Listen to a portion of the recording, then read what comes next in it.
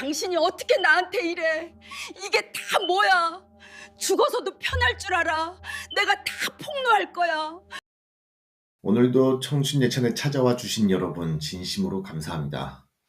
사연 시작 전에 구독과 좋아요 한 번씩 부탁드립니다. 그 감사한 마음을 담아 오늘 사연 시작하겠습니다. 남편 박철수의 장례를 마치고 돌아온 집은 낯설만큼 고요했습니다. 40년을 함께 부대끼며 살아온 그 온기는 온데간데도 없고 코끝을 찌르는 정막만이 저를 반겼죠. 평생 공무원으로 청렴하게 살다 간 사람. 자식들에게는 엄격했지만 제게는 늘 허허실실 웃어주던 사람. 사람들은 제게 복이 많다고 했습니다. 남편 복, 자식 복. 그런데 그 복이라는 게 사실은 썩은 동아줄이었다는 걸 그날 밤 알게 되었습니다. 남편의 서재를 정리하다가 책상 깊숙한 곳 잠겨있던 서랍을 억지로 열었을 때였습니다. 낡은 통장 몇 개가 나오겠거니 생각했는데 제 눈앞에 나타난 건 제가 본 적 없는 최신형 휴대폰 한 대였습니다. 전원을 켜자마자 쏟아지는 알림 소리에 심장이 덜컥 내려앉았습니다. 자기야, 오늘 병원 예약 있지 않았지? 보고 싶어. 마치 누군가 제 머리를 망치로 내려친 것 같았습니다. 손이 부들부들 떨려 휴대폰을 떨어뜨릴 뻔했죠. 비밀번호도 걸려있지 않은 그 기기 속에는 지난 10년간의 추악한 기록이 고스란히 담겨 있었습니다. 남편은 제가 알뜰살뜰 아끼며 모은 노후자금, 심지어 제 명의로 된 연금까지 야금야금 빼돌려 그 여자 이수아에게 바치고 있었습니다. 이럴 순 없어. 박철수, 당신이 어떻게 나한테 이럴 수가 있어? 휴대폰 속 사진첩에는 환하게 웃고 있는 두 사람의 모습이 가득했습니다. 제가 무릎 관절염으로 고생하며 시장 가방을 낑낑대며 들고 올 때 남편은 그 여자와 제주도 골프 여행을 즐기고 있었더군요. 그 여자가 살고 있는 번듯한 아파트의 잔금 날짜와 남편의 비상금 통장에서 거액이 빠져나간 날짜가 소름 끼치게 일치했습니다. 제 피눈물이 섞인 돈이 그 여자의 안식처가 된 셈입니다. 그때였습니다. 장례식 내내 보이지 않던 낯선 번호로 전화가 걸려온 건 여보세요? 떨리는 목소리로 전화를 받자 수동적이고 가련한 척하는 젊은 여자의 목소리가 들려왔습니다. 철수 오빠, 아니 박철수 씨 댁이죠? 저 수아예요. 오빠가 마지막에 저한테 남긴 유품 돌려받아야 할 게 있어서요. 그 뻔뻔한 목소리를 듣는 순간 제 안에서 무언가 끊어지는 소리가 났습니다. 눈물은 마르고 대신 시퍼런 서슬이 가슴속에 맺히기 시작했죠. 슬퍼할 시간조차 아까웠습니다. 저는 마른 침을 삼키며 차갑게 대답했습니다. 그래요. 우리 만나야죠. 남겨준 게 아주 많으니까 하나도 빠짐없이 챙겨줄게요. 전화를 끊고 저는 거울을 보았습니다. 초라하게 늙어버린 여자가 아닌 사냥을 준비하는 맹수의 눈을 한 노파가 서 있었습니다. 박철수, 당신이 죽으면서 남긴 게 사랑인 줄 알았지? 아니, 그건 그 여자를 지옥으로 보낼 초대장이었어. 당신이 내 노후를 망쳤다면 나는 그 여자의 인생을 통째로 드러내줄게.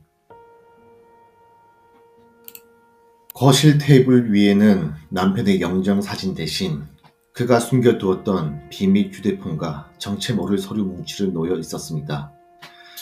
저는 생전 남편이 제일 좋아하던 율무차를 2잔 탔습니다. 한 잔은 제 옆에, 다른 한 잔은 오늘 찾아오기로 한 그 여자의 자리에 두었죠.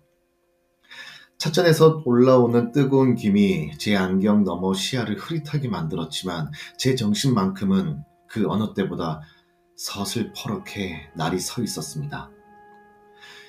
초인종 소리가 들렸습니다. 화면 속에는 하얀 국화를 든 여자가 서 있더군요. 검은색 원피스에 챙이 넓은 모자를 쓴 꼴이 마치 자기가 이 집의 진짜 미망이라도 된 양 가련한 차림새였습니다. 문을 열어주자 여자는 고개를 숙이며 민망한 목소리로 인사를 건넸습니다. 처음 뵙겠습니다. 이수아라고 합니다. 저는 아무 말 없이 거실을 가리켰습니다. 여자는 조심스럽게 소파 끝에 엉덩이를 걸치고 앉더니 제가 내어놓은 율무차를 보며 눈시울을 붉혔습니다. 오빠가 평소에 율무차를 참 좋아하셨는데 사모님께서 마음이 참 넓으시네요. 이렇게 저를 맞아주시고. 가증스러웠습니다. 오빠라는 단어가 그녀의 붉은 입술 사이로 흘러나올 때마다 제 심장은 덜컥 내려앉았다가 이내 불같이 타올랐습니다. 40년을 함께 산 아내 앞에서 내연녀가 남편의 취향을 논하다니요. 하지만 저는 주먹을 꽉 쥐고 손톱이 살을 파고드는 고통을 견디며 미소를 지었습니다. 적을 무너뜨리려면 우선 그 적이 방심하게 만들어야 하니까요. 그래요. 우리 남편이 밖에서 어떤 사람과 시간을 보냈는지 궁금했어요. 수아 씨라고 했나? 생각보다 참 고우시네. 제 칭찬에 여자는 기다렸다는 듯 손수건으로 눈가를 찍어내며 본색을 드러내기 시작했습니다.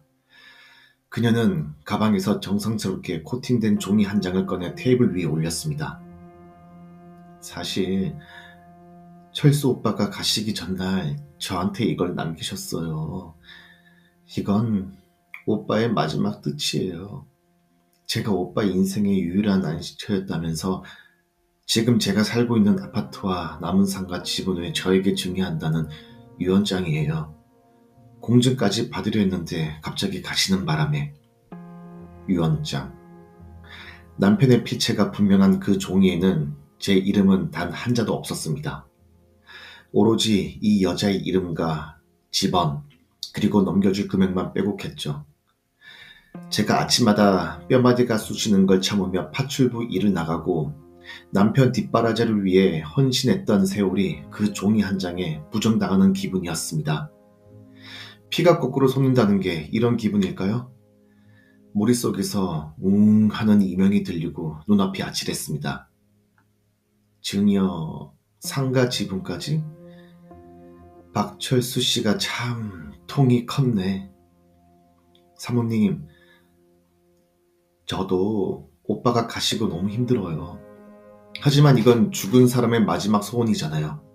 좋게 마무리하고 싶어요. 법적으로 가봤자 사모님만 힘들어지실 거예요. 여자는 이제 제법 당당하게 눈을 마주 보았습니다. 불쌍한 척 하던 가면 뒤로 탐욕스러운 눈빛이 번뜩였죠. 그녀는 제가 아무것도 모르는 늙은 할머니라고 생각한 모양이었습니다. 하지만 그녀가 건강한 게 하나 있었습니다. 저는 박철수의 아내로 40년을 살았고 그가 숨쉬는 소리만 들어도 무슨 생각을 하는지 아는 여자라는 사실을요. 저는 찻잔을 천천히 내려놓고 서랍에서 낡은 빛바랜 누런 종이 한 장을 꺼냈습니다. 35년 전 남편이 처음 사업을 한답시고 제 친정집 땅을 담보로 잡았을 때 제가 울며 불며 매달려 받아냈던 종이었습니다. 수아씨, 이거 보여요?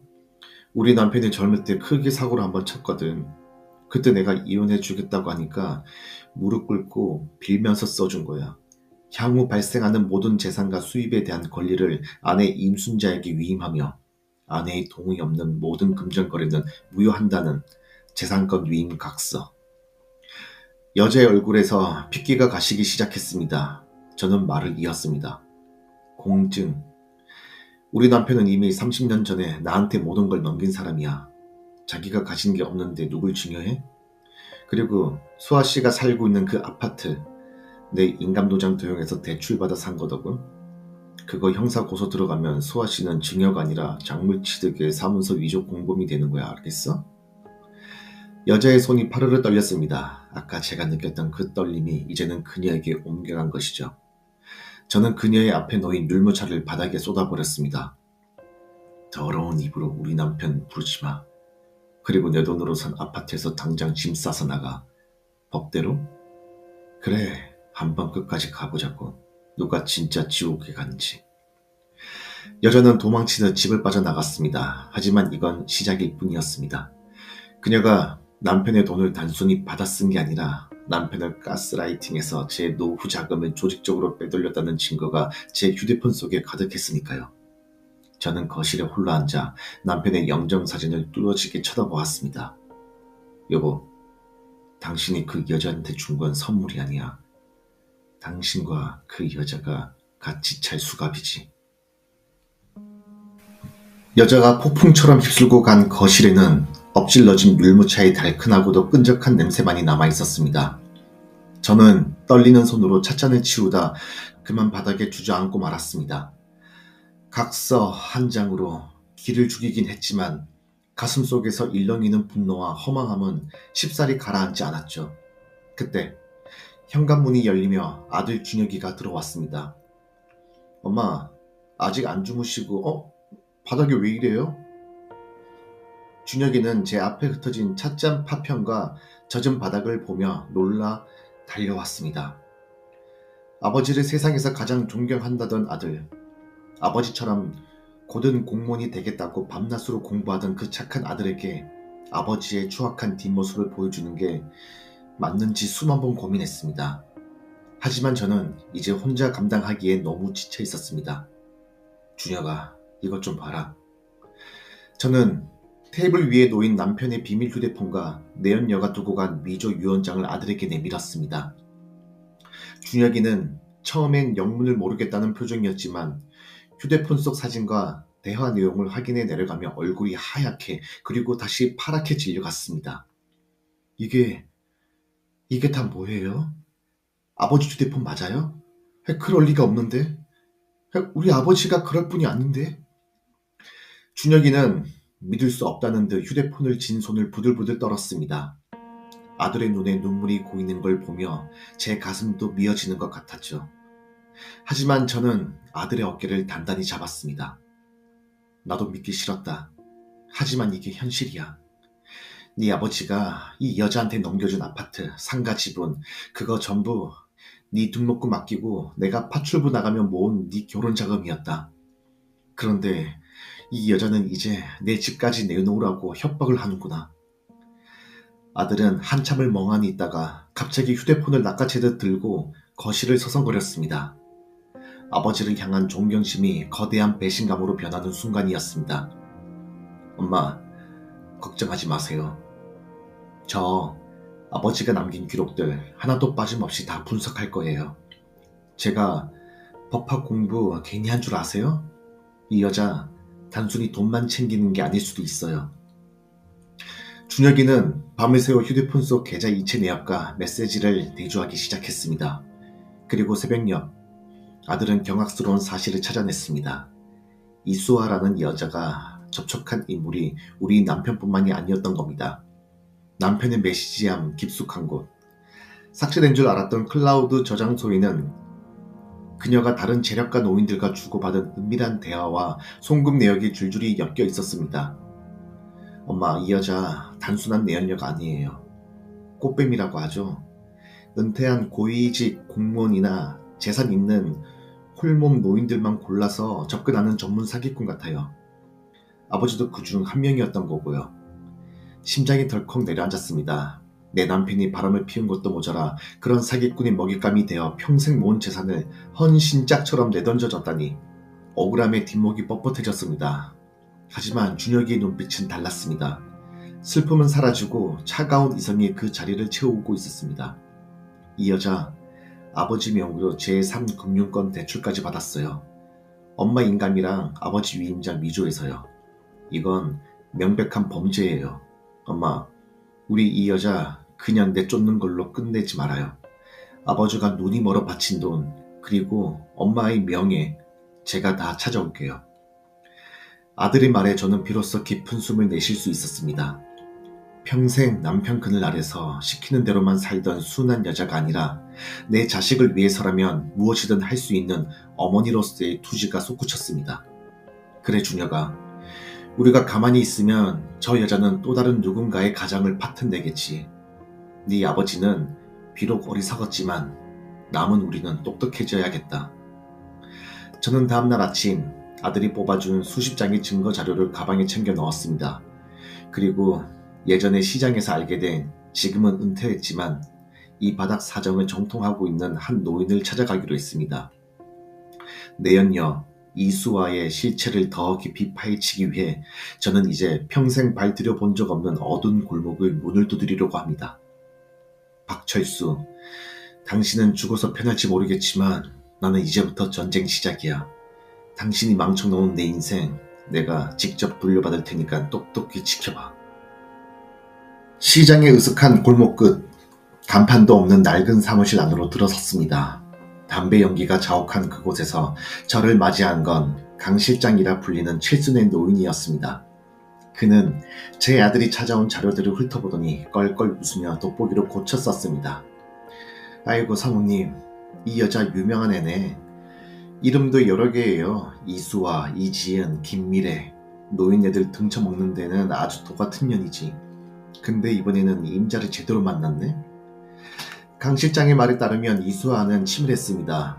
외로운 노인들에게 접근해 효도하는 척하며 마음을 사고 서서히 재산을 자기 명의로 돌리거나 대출을 받게 만드는 수법을 썼습니다. 우리 남편도 그 수법에 속아 넘어가 죽기 직전까지 자기가 진정한 사랑을 하고 있다고 믿었겠지요. 이 여자가 지금 제일 무서워하는 건 뭔 줄 알아요? 자기가 공지로 넣은 다른 작업주들이 이 사실을 아는 거예요. 지금 강남에 송 회장이라고 수백억대 자산가 영감이 하나 있는데 이 여자가 거기 딱 붙어 있거든. 제가 무릎을 딱 쳤습니다. 적의 급소를 찌르는 방법은 의외로 간단한 곳에 있었습니다. 이수아가 우리 남편에게서 뜯어낸 돈으로 호의호식하며 또 다른 사냥감을 물색하고 있다면 그 사냥터를 쑥대밭으로 만들어버리면 되는 것이었습니다. 저는 강 실장의 도움을 받아 송 회장이라는 인물의 정보를 입수했습니다. 그리고 며칠 뒤 이수아가 송 회장과 함께 고급 일식집에서 식사한다는 첩보를 입수했죠. 저는 평생 입어본 적 없는 화려한 옷을 꺼내 입고 아들과 함께 그곳으로 향했습니다. 일식집 복도급 방에서 웃음소리가 새어나왔습니다. 회장님, 저한테는 회장님밖에 없는 거 아시죠? 오빠라고 불러도 돼요? 그 역겨운 목소리, 남편에게도 똑같이 속삭였을 그 목소리가 들리자 제 주먹이 부들부들 떨렸습니다. 저는 심호흡을 크게 하고 문을 벌컥 열어 젖혔습니다. 방 안에는 당황한 기색이 역력한 이수아와 어리둥절한 표정의 노신사가 앉아 있었습니다. 이수아는 저를 보자마자 얼굴이 흑빛으로 변하며 자리에서 벌떡 일어났습니다. 사모님, 여기가 어디라고? 저는 차가운 미소를 지으며 송 회장 앞에 남편의 장례식 사진과 이수아가 보낸 음탕한 메시지들을 내던졌습니다. 회장님, 실례가 많았습니다. 저는 이 여자가 10년간 등쳐먹다 화병으로 죽게 만든 박철수의 아내 임순자라고 합니다. 아, 이 여자가 회장님께 뭐라고 했나요? 부모님 다 돌아가시고 홀홀 다니신 가련한 처녀라고 했나요? 송 회장의 눈빛이 순식간에 차갑게 식었습니다. 그는 바닥에 흩어진 사진과 서류들을 하나하나 살펴보고 이수아는 제 발밑에 매달리며 비명을 질렀습니다. 아니에요, 회장님. 이 할망구가 미쳐서 그래요. 저 사람 모르는 사람이에요. 저는 그녀의 손을 가차없이 뿌리치고 그녀의 뺨을 세차게 내리쳤습니다. 입 닥쳐. 내 남편 돈으로 명품 가방 휘두르고 내 아들 미래 망쳐놓고 그 대가가 고작 뺨 한 대일 줄 알아? 송 회장님, 이 여자가 회장님 명의로 제3국민권 대출 서류까지 준비하고 있었다는 거 제 아들이 다 밝혀냈습니다. 여기 증거 다 있습니다.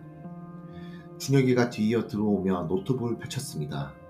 이수아가 송 회장의 인감을 위조하려던 정황이 담긴 메시지, 저 대화 내용이 화면에 가득 찼습니다. 송 회장은 부르르 떨며 질팡이를 짚고 일어났습니다. 이 고약한 년, 감히 나를 상대로 사기를 쳐?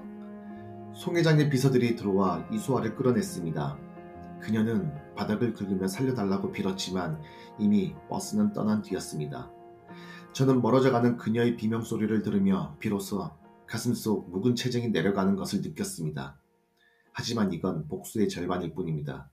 그녀가 남편에게서 뜯어간 아파트 상가 지분, 그리고 우리 가족의 노후 자금, 그것들을 법적으로 완벽하게 환수하는 진짜 싸움이 기다리고 있었습니다. 저는 준혁이를 바라보며 고개를 끄덕였습니다. 준혁아, 이제 시작이다. 이 여자가 가진 걸 모든 것을 빼앗아 올 시간이야. 송 회장의 일식집에서 끌려나간 이수아는 한동안 지죽은 듯 조용했습니다. 저는 이제야 모든 게 끝났나 싶어 안도의 한숨을 내쉬었죠. 하지만 뱀 같은 여자는 꼬리가 밟혔다고 해서 쉽게 죽지 않습니다. 일주일 뒤 제 집 앞으로 두꺼운 내용 증명 한 통이 날아들었습니다. 그 안에는 가관인 서류들이 가득했습니다. 남편 박철수가 생전에 작성했다는 채무 확인서와 사설 증여 계약서였죠. 남편이 이수아에게 수억 원의 빚을 졌고 그 담보로 지금 제가 살고 있는 이 집을 설정했다는 말도 안 되는 주장이었습니다. 만약 이 빚을 갚지 않으면 집을 경매에 넘기겠다고 협박까지 곁들여져 있었습니다. 엄마 이거 보세요. 필체가 아버지 거랑 너무 똑같아요. 이건 그냥 대충 뺏긴 수준이 아니에요. 준혁이가 서류를 검토하며 미간을 찌푸렸습니다. 전문 미주범의 솜씨가 분명했습니다. 죽은 남편은 말이 없으니 그 점을 이용해 끝까지 제 보금자리를 뺏으려 드는 그 여자의 집념에 진저리가 났습니다. 심장이 바늘로 찌르는 듯 아려왔지만 저는 쓰러질 수 없었습니다. 그날 오후 이수아에게 전화가 왔습니다. 전에는 가련한 척하더니 이제는 본색을 드러내고 서늘하고 낮은 목소리였습니다. 사모님, 송 회장님 거는 제가 신뢰가 많았네요. 근데 어쩌죠? 죽은 오빠가 저한테 빚을 참 많이 졌더라고요. 그지? 제 돈으로 지킨 거나 다름없는데 좋게 합의하시죠? 아파트 반값만 내놓으시면 이 서류들 다 태워버릴게요. 수아씨, 당신 정말 천벌이 무섭지도 않아? 천벌요? 더 높는 게 진짜 지옥이죠. 사모님 아들 준혁씨, 이제 곧 공무원 임용이라면서요. 엄마가 소송 휘말리고 집까지 경매 넘어가면 그 앞길이 참 볼만하겠어요. 일주일 드릴게요. 전화가 끊기고 저는 한참을 멍하니 서 있었습니다. 내 목줄을 재는 건 참아도 자식 앞길 맞겠다는 소리엔 눈이 뒤집히더군요. 하지만 저는 알고 있었습니다. 이수아가 놓친 결정적인 구멍 하나를요. 그녀는 우리 남편이 얼마나 겁이 많고 치밀한 공문이었는지, 그리고 제가 얼마나 지독하게 살림을 해왔는지 다 알지 못했습니다. 저는 장롱 깊숙한 곳 40년 전 시어머니가 물려주신 낡은 자기한 밑바닥을 뜯어냈습니다. 거기에 남편이 월급마다 제게 바쳤던 노란 봉투들과 함께 남편의 일생이 담긴 비밀 장부가 있었습니다. 남편은 밖에서 무슨 짓을 하든 10원 한 장 틀리지 않게 가계부를 적어야 직성이 풀리는 강박증이 있었거든요. 그리고 그 장부 뒤쪽에 남편이 저 몰래 바람을 피우기 시작한 지 10년 전부터의 기록도 깨알같이 적혀 있었습니다. 이수아에게 얼마를 줬는지, 그녀가 어떤 협박을 해서 돈을 뜯어갔는지, 심지어 이수아가 다른 남자와 있다는 걸 들키고 남편에게 빌던 날의 기록까지요. 남편은 배신을 하면서도 배신당할까봐 그 여자와의 모든 치부를 기록해둔 것이었습니다. 준혁아, 이 장부 좀 봐라. 네 아버지가 이 여자한테 협박당해서 돈 보낸 날짜, 이 여자가 위조 인감을 만들었다고 자랑하며 보여줬다고 고백까지 다 적혀있다. 준혁의 눈이 번쩍 뜨였습니다. 이건 단순한 일기가 아니었습니다. 피해자의 자필 기록이자 범죄 사실이 시간순으로 나열된 결정적 증거였습니다. 무엇보다 남편의 진짜 필체가 담긴 이 장부와 이수아가 내민 위조 서류를 대조하면 그녀의 서류가 가짜라는 건 단박에 증명될 일이었습니다. 저는 결심했습니다. 이번엔 제가 먼저 전화를 걸기로요. 수아씨, 일주일 기다릴 거 없어. 지금 당장 우리 집으로 와. 당신이 원하는 합의서 써줄 테니까. 전화를 끊고 저는 거실 한가운데에 남편의 영정사진을 모셔두었습니다. 그리고 그 옆에 30년 전 남편이 써준 재산권 위임 각서와 방금 찾은 비밀 장부를 나란히 놓았습니다. 잠시 후 승리감에 도취한 이수아가 뻔뻔하게 문을 열고 들어왔습니다. 그녀는 테이블 위의 서류들을 보지도 않은 채 제 앞에 가방을 열어 계약서를 꺼냈습니다. 현명한 선택하셨어요, 사모님. 여기 도장만 찍으시면. 수아씨, 도장 찍기 전에 이거 하나만 읽어봐. 우리 남편이 당신한테 돈 뜯기면서 밤마다 울면서 쓴 일기거든. 저는 비밀 장부의 한 페이지를 펼쳐 그녀의 코앞에 들이밀었습니다. 2023년 5월 14일 수아가 내 인감을 몰래 파서 대출을 받았다. 무서운 여자다. 하지만 헤어질 수가 없다. 라고 적힌 문장을 본 이수아의 눈동자가 사정없이 흔들렸습니다. 이게 뭐야? 이런 게 어디 있었어? 당신이 오빠라고 부르던 그 사람, 당신 믿은 적 없어. 당신이 자기 죽이고 재산 가로챌까봐 무서워서 다 적어놨더라고. 사문서 위조, 공갈 협박, 사기, 이것 다 합치면 당신 인생 남은 시간은 감옥에서 보내야 할 텐데 어쩌나? 이수아는 미친 듯이 장부를 뺏으러 달려들었습니다. 하지만 그때 안방문이 열리며 경찰과 준혁이가 들이닥쳤습니다. 미리 모든 증거를 제출하고 함정 수사를 요청했던 것이죠. 이수아 씨, 사문서 위조 및 공갈 협박 혐의로 체포합니다. 수갑이 채워지는 순간에도 여자는 비명을 지르며 저를 노려봤습니다. 하지만 저는 눈 하나 깜짝하지 않았습니다. 오히려 그녀의 귓가에 대고 낮게 속삭였습니다. 당신이 살던 그 아파트 오늘 아침 안뷰 들어갔어. 내 돈으로 산 내 집이니까. 이제 내가 들어가서 살든 팔아버리든 내 마음대로 할게. 감옥 가서 맛없는 밥 먹으면서 내 생각 많이 해. 여자가 끌려나가는 뒷모습을 보며 저는 비로소 남편의 영정사진에 그 앞에 서서 참았던 눈물을 터뜨렸습니다. 슬퍼서 우는 게 아니었습니다. 40년 동안 지켜온 내 가정이, 내 자식이, 내 아이 미래가 이제야 제자리로 돌아왔다는 안도감의 눈물이었습니다. 이수아가 구속된 후 세상은 잠시 평온을 되찾는 듯 했습니다. 하지만 법적인 싸움은 이제부터 진지했습니다.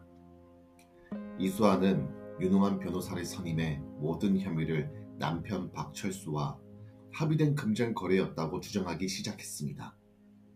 죽은 사람은 말이 없으니 모든 걸 남편의 선물이었다고 우기면 그만이라는 심산이었죠. 사모님, 이대로 가면 중요로 인정될 가능성이 있습니다. 남편분이 자발적으로 돈을 보낸 기록이 너무 많아요. 변호사의 말에 제 가슴은 다시 답답해졌습니다. 내 피 같은 돈이 그 여자의 변호사 비용으로 쓰이고 있다는 사실만으로도 자다가 벌떡 일어날 지경이었죠. 저는 결심했습니다.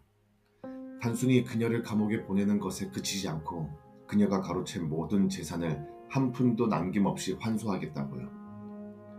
저는 다시 강 실장을 찾아갔습니다. 그리고 이수아가 남편 말고도 다른 피해자들에게 접근했을 때 썼던 차명 계좌의 행방을 쫓기 시작했습니다. 이수아 같은 사기꾼들은 절대 돈을 자기 이름으로 두지 않는 법이니까요. 강 실장님, 이 여자 뒤를 봐주던 놈이 분명히 있을 거예요. 혼자서 이 많은 노인네를 상대했을 리가 없거든요. 강 실장은 며칠간 수소문 끝에 흥미로운 정보를 들고 왔습니다. 이수아에게는 오래전부터 뒤를 봐주던 기둥서방 같은 젊은 남자가 하나 있었는데 그놈 명의로 된 오피스텔과 상가가 여러 채 있다는 것이었습니다. 그 돈의 출처는 당연히 우리 남편을 포함한 피해 노인들의 주머니에서 나온 것이었죠. 저는 준혁이와 함께 그 남자의 행적을 쫓았습니다. 그리고 그가 이수아와 면회하며 나눈 대화 녹취록을 입수할 수 있었습니다. 이수아는 감옥 안에서 그 남자에게 내가 나갈 때까지 재산 관리 잘 해라. 박철수 마누라가 소송 걸어도 절대 내놓지 말라며 지시를 내리고 있었습니다. 재판 당일 저는 증인석에 섰습니다. 이수와의 변호사는 저를 질투의 눈먼 본초로 몰아붙였습니다. 증인 남편분이 사랑해서 준 돈을 이제 와서 뺏으려는 건 너무 가혹한 처사 아닙니까? 남편의 마지막 행복을 존중해 주실 수는 없었나요?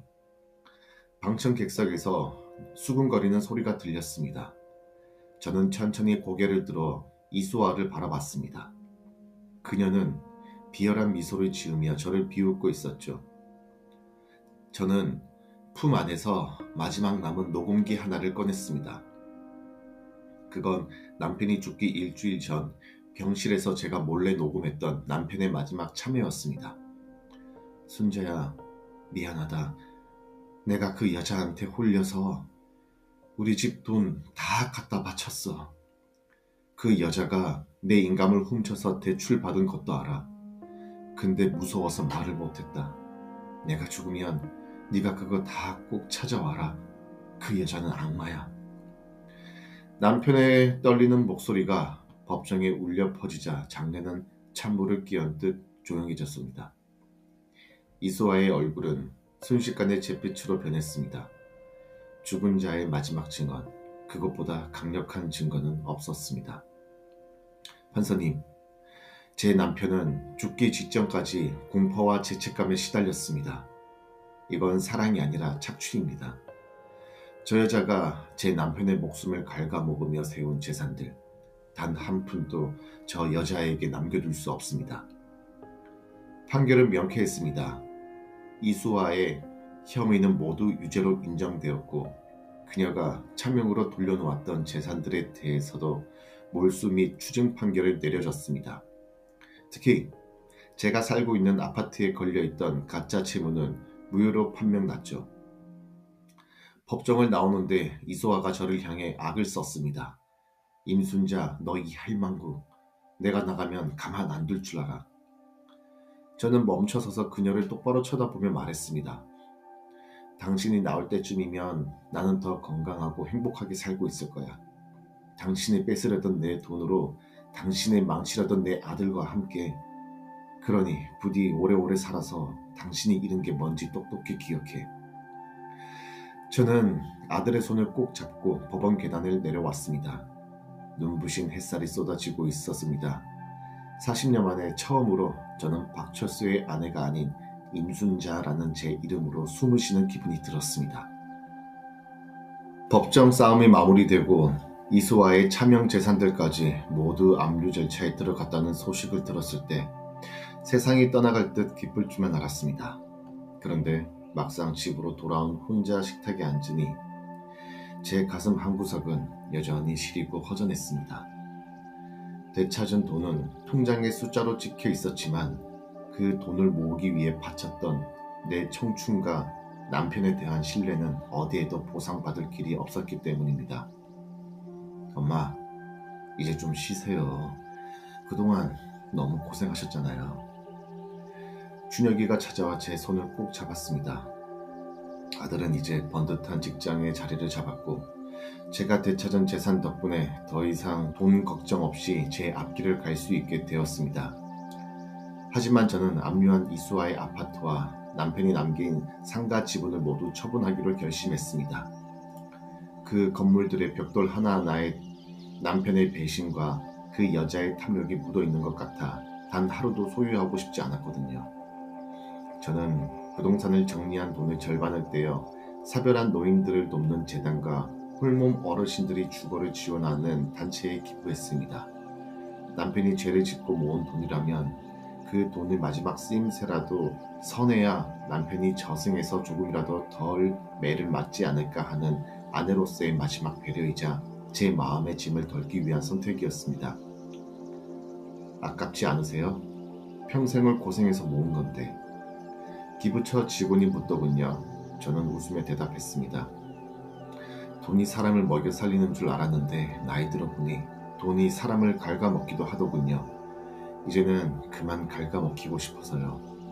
내 마음 편한 게 진짜 유산입니다. 남은 돈으로 작은 시골 마을에 작은 집 한 채를 구했습니다.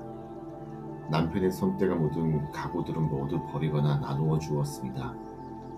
40년 동안 제 몸처럼 아꼈던 낡은 장롱도 남편이 퇴근하며 늘 앉아있던 소파도 비워냈습니다.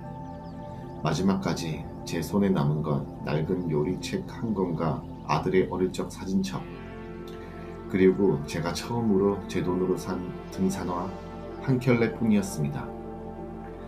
이사가기 전날 밤 저는 텅 빈 거실에서 남편의 영정 사진을 보며 마지막 인사를 건넸습니다. 여보, 당신을 용서하느냐 묻는다면 아직도 아니라고 대답할 거예요. 하지만 당신 때문에 내 남은 인생까지 망치고 싶지 않으려고요. 당신이 준 상처는 내가 잘 꿰매서 흉터로 남겨둘게요. 그러니 당신도 거기선 이제 거짓말하지 말고 부끄럽지 않게 사시오. 저는 사진을 정성껏 보자기에 싸서 깊은 서랍 속에 넣었습니다. 이제는 매일 아침 영정 앞에 물을 떠놓으며 울던 박철수의 아내로 살지 않겠다는 다짐이었습니다.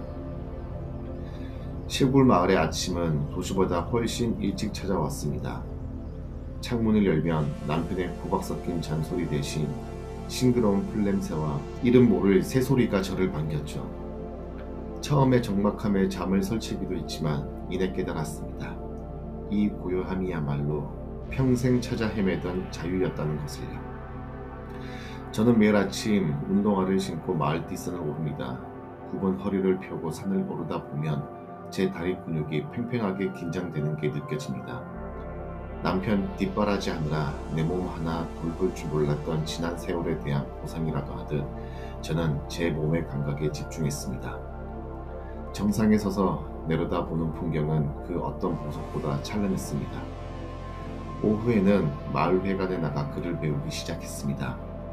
평생 까막눈은 아니었지만 내 마음을 글로 표현하는 법을 배워본 적이 없었거든요. 삐뚤삐뚤한 글씨로 제가 처음 쓴 문장은 임순자 참 잘 살았다 였습니다. 그 문장을 쓰고 얼마나 울었는지 모릅니다. 누군가의 엄마, 누군가의 아내가 아닌 임순자라는 세 글자, 그 세 글자가 그렇게 눈물겹고 귀한 이름인 줄 이제 알았습니다. 가끔 준혁이가 손주들을 데리고 내려옵니다. 아이들의 웃음소리가 마당에 가득 찰 때면 제가 지켜낸 이 평화가 얼마나 값진 것인지 다시금 실감합니다. 엄마, 요즘 얼굴이 너무 좋아지셨어요. 진작 이렇게 사셨어야 했는데. 아들의 말에 저는 그저 허허 웃습니다. 늦었다면 늦은 나이지만 인생의 마지막 장을 제 손으로 쓸 수 있게 된 지금이 제 인생의 황금이라고 생각하니까요. 얼마 전 이소아가 형기를 마치고 나왔다는 소식을 전해 들었습니다. 그녀는 나오자마자 다시 사기 행각을 벌이다가 이번엔 더 큰 사건에 휘말려 도망신세가 되었다고 하더군요. 잠시 마음이 술렁였지만 이내 평정을 되찾았습니다. 그녀의 삶은 그녀가 지은 업보대로 흘러갈 것이고 제 삶은 제가 가꾼 평화대로 흘러갈 테니까요. 더 이상 증오하는데 내 귀한 시간을 쓰지 않기로 했습니다. 저는 이제 매일 저녁 일기를 씁니다. 오늘 먹은 된장찌개가 얼마나 구수했는지, 마당에 핀 채송화가 얼마나 예뻤는지, 그리고 오늘 하루도 내 힘으로 살아낸 내가 얼마나 기특한지 적어내려갑니다. 제 사연을 듣고 있는 누군가에게 꼭 말해주고 싶습니다. 사랑에 배신당하고 세월의 속아 묻어질 것 같은 순간이 와도 절대 자신을 포기하지 마세요. 당신이 지켜온 성실함과 정직함은 결국 당신을 구원하는 가장 강력한 무기가 됩니다. 40년 동안 저는 타인의 빛을 내기 위해 촛불로 살았습니다. 하지만 이제 저는 스스로 빛나는 작은 별이 되려 합니다. 박철수의 아내 임순자가 아니라 오직 자신의 삶을 사랑하는 한 여자, 임순자만 말입니다. 내 인생의 마지막 장은 이제 막 시작되었습니다. 그리고 이 이야기는 슬픔이 아닌 찬란한 희망으로 끝맺음하려 합니다. 제 이야기를 들어주셔서 감사합니다. 여러분도 부디 자신만의 아름다운 마지막 장을 써내려 가시길 바랍니다.